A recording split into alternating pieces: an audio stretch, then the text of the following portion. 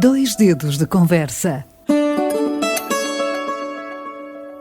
Todos os dias. Dois dedos de conversa. Uma rúbrica de João Figueiras e convidados. Na Alvor FM.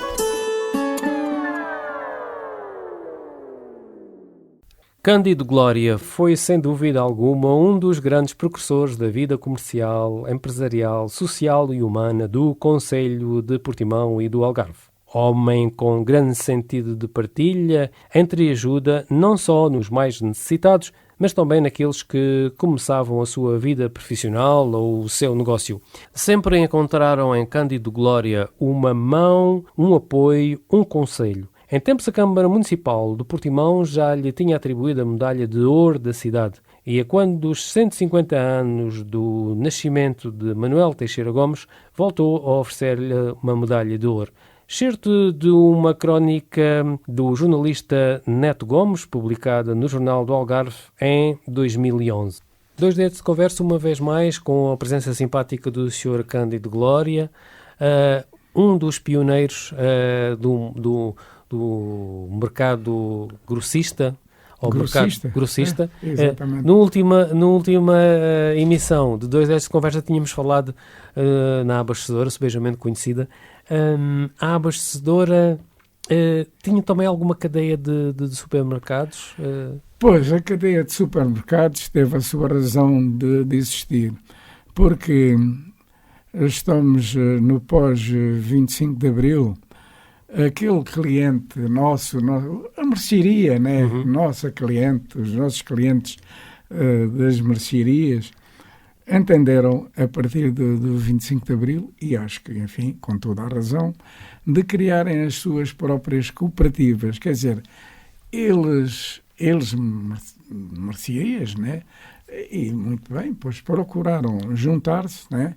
Para, em vez de fazerem compras nos cash and carry, ou armazéns de mercearias, como se queira chamar, juntaram-se para fazerem as compras diretamente e, portanto, aqui cortavam já uma parte de intermediário, né? E procuravam e era comprar muito mais rentável, exato, diretamente aos mesmos fornecedores que nós, grossistas, comprávamos, né? E então criou-se algumas cooperativas, entre elas uma que teve grande êxito, que era a Alicup, né? Com sede em Silves.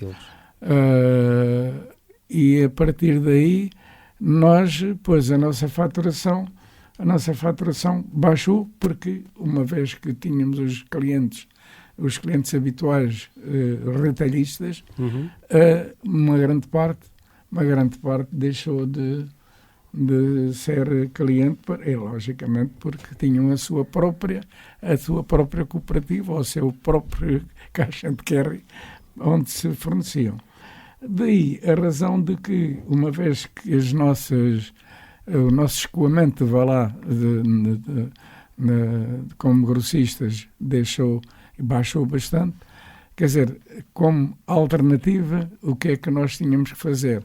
Criar os nossos próprios postos de venda também. Exatamente. Daí o aparecimento do primeiro supermercado de Portimão. Isto, digo o primeiro porque era realmente o estabelecimento que tinha o mínimo de área, que eram 200 metros quadrados. E em que zona de Portimão, Sr. Cândido? Na rua Diogo Gonçalves, onde era o supermercado Alvorada. O conhecido que, Alvorada. entretanto, passou para vários e hoje é da Separ. Hoje é o supermercado da Separ. Naquela altura era então o supermercado Alvorada 1, né? Isto numa perspectiva de outros mais apareceram. E a adesão das pessoas, como é que foi na altura? A adesão, para mim era difícil, para nós era difícil conciliar, quer dizer, porque entretanto tínhamos muitos clientes retalhistas. Era difícil conciliar esta situação, ao fim e ao cabo, ser fornecedor e ao mesmo tempo concorrente, né? Mas procurávamos então, e tínhamos sempre esse cuidado dos preços que nós praticávamos ao nosso cliente retalhista eram sempre em condições de eles poderem acompanhar os mesmos preços que nós fazíamos Exatamente. nos supermercados. Quer dizer, houve sempre esse cuidado e sempre me chamavam a atenção, vocês agora estão a fazer... Não, a concorrência não, porque o cliente pode fazer o mesmo preço que Exato. nós fazemos nos supermercados. Sr. Cândido, e sei que foi fundador e presidente da Uniarm, a maior central de compras do país. Isso já é outra fase ainda para... Isso já Em que aparece... ano mais ou menos aparece? É? Em que ano? Em que Já ano? nos anos Isso 80? Nos anos 80, sim. Nos anos 80. Nos anos 80. Isso aparece porquê? Isso já é outra fase, da história do comércio alimentar em Portimão. Porque, entretanto, aparecem as grandes superfícies. Que isso então é que foi Mais complicado. Mais complicado porque as grandes superfícies, é claro, logicamente que no princípio as coisas não se enganaram logo, mas a páginas tantas e compreende-se. As grandes superfícies, pois, além de terem uma oferta variada de mais produtos, tinham uma maior preços, capacidade negocial com os fornecedores, porque era uma coisa a nível sim, do país. porque não? tinham um potencial muito superior. E, além disso, o fator de concorrência é a facilidade de estacionamento. Exato. Né? Todas Portanto, aquelas mordomias que o cliente encontra nas grandes superfícies. Pessoa que quer fazer as compras procura ir a um sítio onde tenha a facilidade de estacionar o carro. E agora o problema era esse.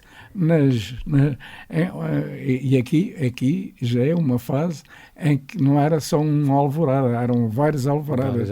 Aqui, tanto em Portimão, como na Rocha, como em Lagos, como em Carvoeiro, tínhamos já vários supermercados. Devido ao surgimento do turismo, o verão para vocês era realmente uma época de muita prosperidade. Sim, de negócio. O verão era, e não só pelo setor do comércio retalhista, como também da indústria hoteleira. Que veio dinamizar muito a vossa atividade. Com o aparecimento do Hotel Algarve, por exemplo, quer dizer, os produtos que nós vendíamos alterou-se completamente, porque eram produtos importados que eles consumiam, e alterou completamente. Sr. Cândido, e sei que também foi vice-presidente da CEAL de 1980 a 1993. Sim, mas se me desse de licença, tem e toda a antes licença, da CEAL, toda a licença. na central de compras. Sim. Né? Porque essa central de compras, que é a Uniarm, e que realmente eu fui um dos fundadores, eu e mais um colega da Albufeira, né?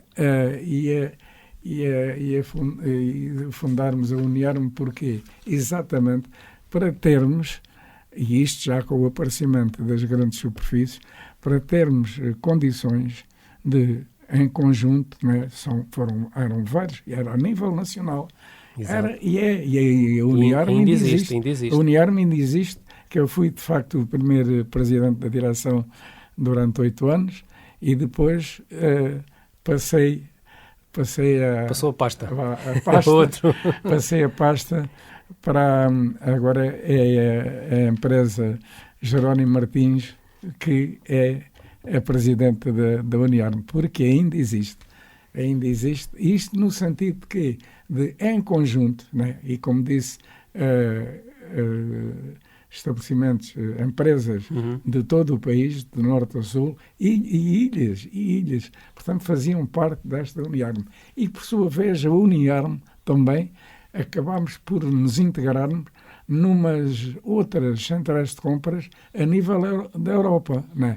Nós estávamos integrados nessa central de compras. Aqui já fazia parte da Real Companhia Velha, Sr. Cândido?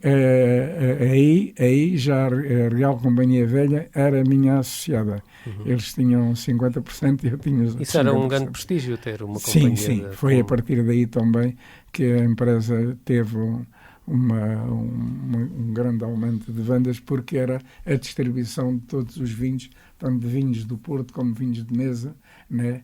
e até em vinhos do Porto, durante esse tempo, nós, no Algarve, era o que estava com melhor representação, era exatamente os vinhos do Porto da Real Companhia Velha, distribuídos porque nós tínhamos vendedores próprios só para os vinhos. Só para os tínhamos vinhos. vendedores para a parte das mercearias e tínhamos vendedores para os vinhos. Não é? É claro, isto Lembra-se aqui, o número de vendedores e de empregados que chegaram a ter? Desculpe, 300. Chegámos até 300 funcionários. Pois. Era a obra. Sim, era. Era uma das maiores unidades empregadoras aqui, não é? Pois, No nosso concelho. eu penso que sim. Sr. Cândido, hoje ficamos por aqui. Obrigado. Voltaremos noutros 2 dedos de conversa e há muita coisa ainda para falar. Obrigado. Sim, senhora, obrigado. 2 dedos de conversa. Todos os dias. 2 dedos de conversa. Uma rúbrica de João Figueiras e convidados. Na Alvor FM.